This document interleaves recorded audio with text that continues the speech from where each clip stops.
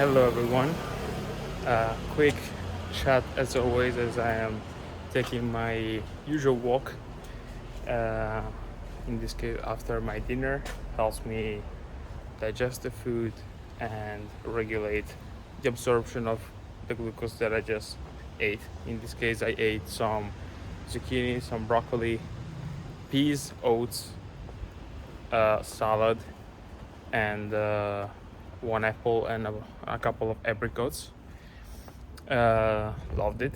Um, and I was so earlier today. I was doing my weekly review of my diabetes data. I have my, just pull out my Dexcom report and go through the trends. I think that this is a very powerful exercise to do, and one of the most important things we can do to figure out, the patterns in our diabetes management and how to optimize moving further. And I noticed that last week, almost every it's raining. Look, well, whatever. Almost every day after my my dinner, I have like dinner at 6. I might go to bed around 9, and my blood glucose will be um, perfectly stable until say 10, 11. I see that the morning after, but then it will start to rise. And I was wondering why, because my dinner is not too carb heavy. It's like 100 grams of carbs. I usually move a little bit after, like now, as I'm doing now. And so I was wondering what could be the possible cause for this to happen. And so I started to do a little bit of a review of what I'm usually eating, how much. I started to I went through my macronutrient ratios over the week, and I found that in this past week I had increased my proteins and fat intake without necessarily knowing it, and I was only relying on my carb to insulin ratio, but that was not giving me the full picture, because 100 grams of carbs eaten with low proteins or low fats are an entirely different things than the same amount of carbs eaten with a protein and fat rich ingredients, because that will slow down the absorption of blood glucose and in turn delay the possible spike that you might have. So what I'm trying to say is that only by taking the time to look at this, to look at the graphs and trying to break down, oh, here I spiked, why did I spike? Or here I went down, why did I go down? What did I do earlier? What was the decision? This is a little bit too noisy street. What was the decision that led me to that low or to that high? And you can start identifying, the patterns in your decision making that are holding you back, or that are causing some issues, that are causing the fluctuations. And once you do this exercise over and over and over again, once you make it a habit, you can really start to grab hold of the stability of your blood glucose, because you keep learning, you keep iterating over your decisions, and see maybe that there are some habits or some things that you do in automation without necessarily putting too much thought in it, and that are causing some things to happen. In this case, that are causing these late night rises in blood glucose that to me were inexplicable. But now I can explain them, because I take the time, and that's a habit, to check the trends, check the graphs, and try to make sense of them. Otherwise, if I didn't do this, I would, have to sort of surrender to the fact that at night, starting from 11 p.m., I always skyrocket, or at least I go from 110 to 170, for example. And for me, that would be a fact, because I have no idea why this is happening. And, I might even conclude saying, I have diabetes, this is life, and blah, blah, blah. And so fluctuations are inevitable. But in truth, we can understand these patterns, and this will allow us to keep improving the process that we use to fix our carb to insulin ratios, our insulin intake, our insulin timing, and perfecting our own formula for managing type 1 diabetes. And for example, in this case, I figured that if I want to have a little bit more protein in my meals, which is okay, in this period I'm very, very active physically, and I may need, a little bit more protein. I'm not like a high protein guy. I just, regulate the amount based on my needs. And usually I get like 70% of my calories from carbs, 20% from protein, and around 10% from fats. So I'm more like I lean on more on carbohydrates. But seeing this helped me figure that I might need to review my pre and post bolusing strategy around meals. So for example, if I know that a higher protein meal will lead to a spike or an increase in blood glucose 2, 3, 4 hours after the meal, I will probably pre-bolus. So I will take 70% of my dinner bolus at mealtime, or a few minutes before, to let insulin get into circulation and be ready to take that glucose when it comes. So I might pre-bolus with 70%, and then take the remaining 30% around 3-4 hours later, 2 hours later, it depends. And that at that point is just a matter of experimenting with different timings. Should I take it 2 hours later, 3 hours later? Should I take 70% and then 30%, or 60% and then 40%? So these are all things that you need to figure out, that I'm trying to figure out for myself, just by observing, trying to understand, and trying to refine my strategy. Another factor is that, for example, and this I was not fully aware, but then I observed and studied and figured this out, is that proteins do metabolize as glucose, are transformed into glucose at some point, at least a part of it, especially if it's like a higher than usual portion of protein.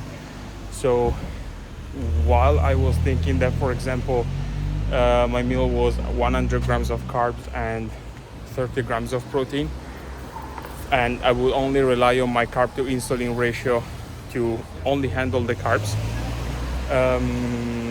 In fact, I was eating more than 100 grams of carbohydrate, because part of those protein would be eventually converted into glucose. Doesn't make sense. So instead of taking, say that my carb to insulin ratio is 10:1, that would mean that for 100 grams of carbs I would have to take 100 divided by 10 units of insulin. But if I know that I'm adding a copious portion, a copious amount of proteins, I may need to add a little bit of units, like 1 or 2 units more.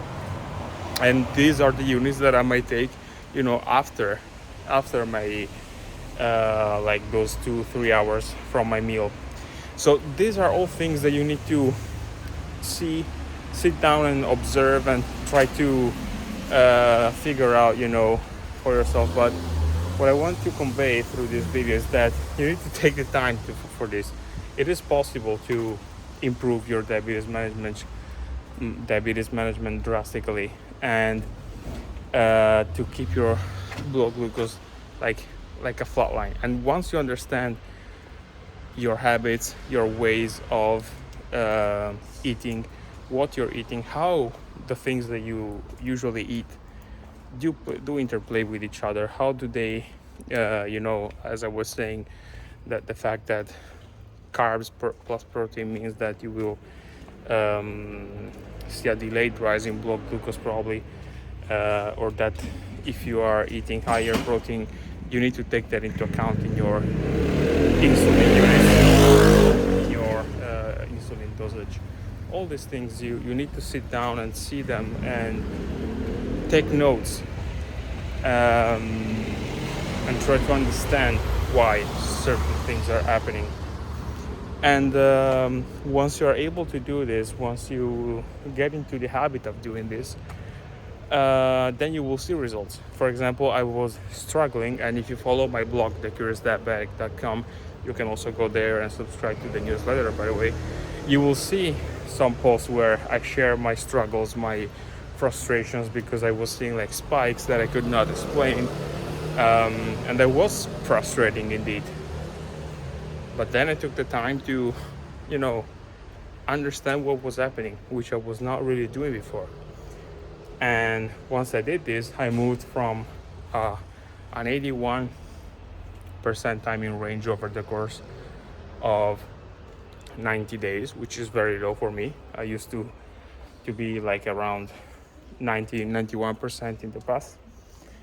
But then I lost track of things for several reasons that go, other than diabetes. But I said, okay, this is not acceptable. This is my long-term health that I'm, playing with, and I don't want to play with my health. So I was like, okay, let me sit down and try to make sense of all this. And I did that, and I saw the results. And now it's been 3 weeks that I, have committed to understand my blood glucose a lot better, and these patterns through these Sunday reviews.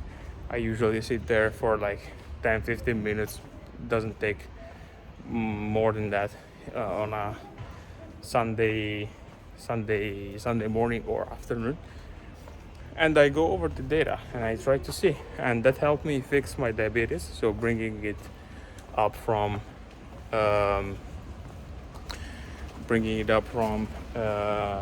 80 to currently 92% over the course of 2 weeks.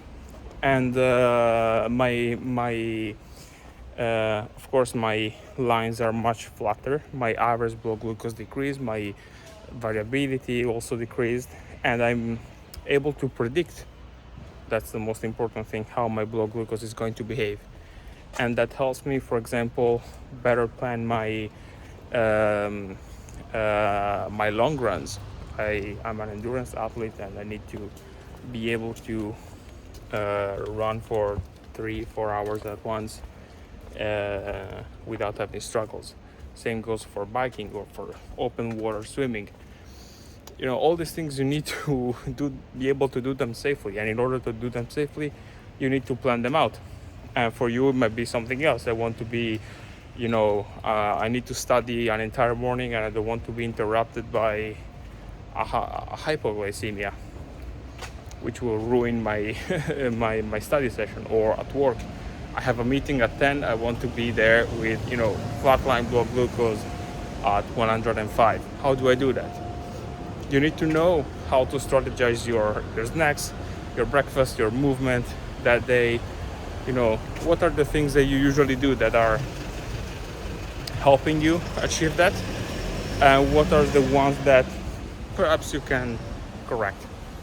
And so this is, I think, the power of reviewing your data, making sense of how your body operates. And this is something that we all do. Type 1 diabetes, in my opinion, is a giant, big, fat math equation. And it comes down to some calculation at some point. We need to track carbs, we need to track units of insulin that we inject. That's why we have carb to insulin ratios, right? We cannot be random about these things because our life is at stake. But then you need to factor all these other variables and identify which one, because there are so many variables that you could consider. By doing this exercise, you can really identify those 2 or 3 variables that have the biggest impact for you. So you can, at least for a period, forget about the others, or understand that they do not necessarily play a huge role, and focus on those 2 or 3 things that will make a big impact, because you always do them. And so once you understand how these variables works for you, you can refine your diabetes management with much more precision. And this is a big takeaway for me. So be intentional, study yourself, study your body, and it might seem like a chore, might feel like a chore, because where is the freedom? I just want to live my life. Where is the freedom if I have to do all this calculation? And that is certainly a perspective, but on the other side, when you understand your body so well, you can basically go on autopilot. And going on autopilot means that you can basically plan and do for everything you want. I want to go for a hike with my friends and spend the entire day and enjoy the entire day on a hike. If you know how your body is going to behave, because you have done the work, then you will be able to enjoy it. And that's freedom to me, being able to enjoy life. If it requires a little bit of work up front, fine. But the good news is that the more you do this, the easier it gets and the faster you become. Maybe at the beginning is like, you need to understand what to look for, how to make sense of everything, and that's okay. But it literally takes like 1 week, a couple of days, and then you start to get into the groove of things, and it really, really, really makes a difference. I can now say that also out of my experience. I knew that already, because I've been in range like 85% of the time for 2-3 years, but I was not able to reach those 95% on a consistent basis. I might have like a 3-month period where I achieved that, and then for a couple of months I would be a little bit lower. Now I am understanding, I'm finally understanding what was missing and what was the last bit that I needed to refine the way I operate and the way I manage my type 1 diabetes. And that feels good, because when your blood glucose are stable, you just feel energetic. Go and look for YouTube videos from the glucose goddess. She explains very well why blood glucose stability is absolutely crucial, not only for diabetics but for every human being, for energy, for mood improvement, for prevention of chronic diseases. So this is not only like a number, this is like a big a huge deal for us. So keep your blood glucose stable. You can do it. We all can. For us with diabetes, it just takes a little bit more effort and thinking, but once you're able to do it, once you own and crack your own code, then The feeling is just amazing. Um, it puts a big smile on your face. So that was my message. I was doing this review today, and I felt like I wanted to, it was worth sharing, in the hope that, it might help. And maybe once I can do a live breakdown of how I do it.